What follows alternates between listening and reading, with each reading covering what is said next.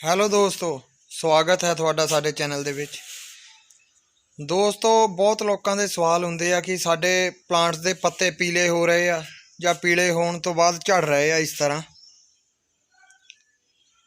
ਅੱਜ ਮੈਂ ਇਸ ਛੋਟੀ ਜਿਹੀ ਵੀਡੀਓ ਦੇ ਵਿੱਚ ਇਸ ਦੇ ਉੱਪਰ ਹੀ ਗੱਲ ਕਰਾਂਗਾ।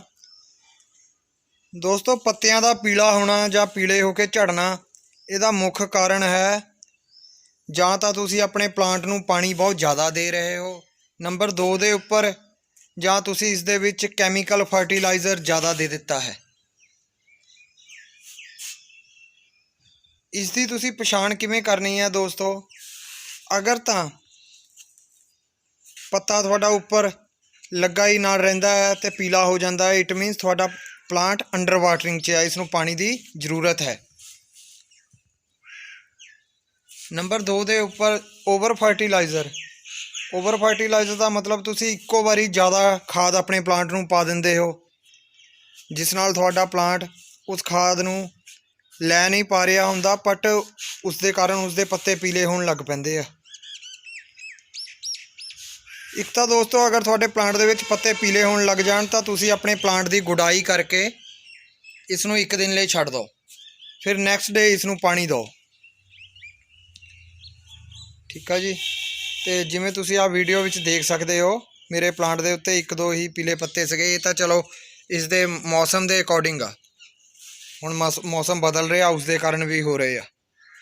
ਇਹ ਦੇਖੋ, ਜਿਵੇਂ ਮੈਂ ਆਪਣਾ ਹਬਿਸਕਸ ਦਾ ਪਲਾਂਟ ਕਟਿੰਗ ਕੀਤੀ ਹੋਈ ਆ ਜੀ, ਪ੍ਰੂਨਿੰਗ ਕਰ ਦਿੱਤੀ ਆ ਇਹਦੀ,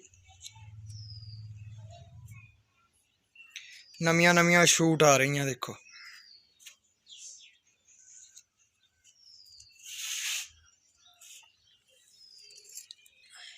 ਇਹ ਦੋਸਤੋ ਮੇਰੇ ਗੁਲਾਬ ਆ, ਇੰਗਲਿਸ਼ ਗੁਲਾਬ ਆ, ਨਾਲੇ ਕਸ਼ਮੀਰੀ ਗੁਲਾਬ ਆ।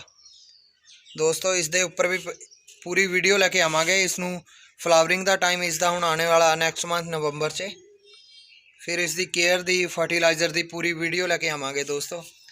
ਇਹ ਜੈਡ ਪਲਾਂਟ ਆ ਮੇਰਾ, ਜੈਡ।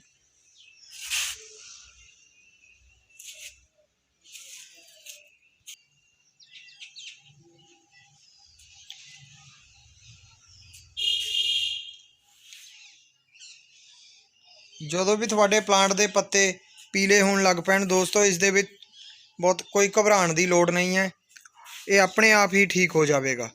ਅਗਰ ਅੰਡਰ ਵਾਟਰਿੰਗ ਹੈ ਤਾਂ ਤੁਹਾਨੂੰ ਪਤਾ ਲੱਗ ਜਾਏਗਾ ਕਿ ਪੱਤੇ ਸੁੱਕੜਨ ਲੱਗ ਪੈਂਦੇ ਆ, ਅੰਡਰ ਵਾਟਰਿੰਗ 'ਚ ਕਮਜ਼ੋਰ ਪੈ ਜਾਂਦੇ ਪੱਤੇ, ਢਿੱਲੇ।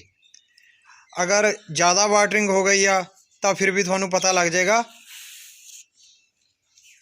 ਦੋਸਤੋ, ਅਗਰ ਇਹ ਮੇਰੀ ਵੀਡੀਓ ਤੁਹਾਨੂੰ ਵਧੀਆ ਲੱਗੀ ਹੋਵੇ, ਇਨਫੋਰਮੇਟਿਵ ਲੱਗੀ ਹੋਵੇ, ਪਲੀਜ਼ ਮੇਰੇ ਚੈਨਲ ਨੂੰ ਸਬਸਕ੍ਰਾਈਬ ਕਰੋ।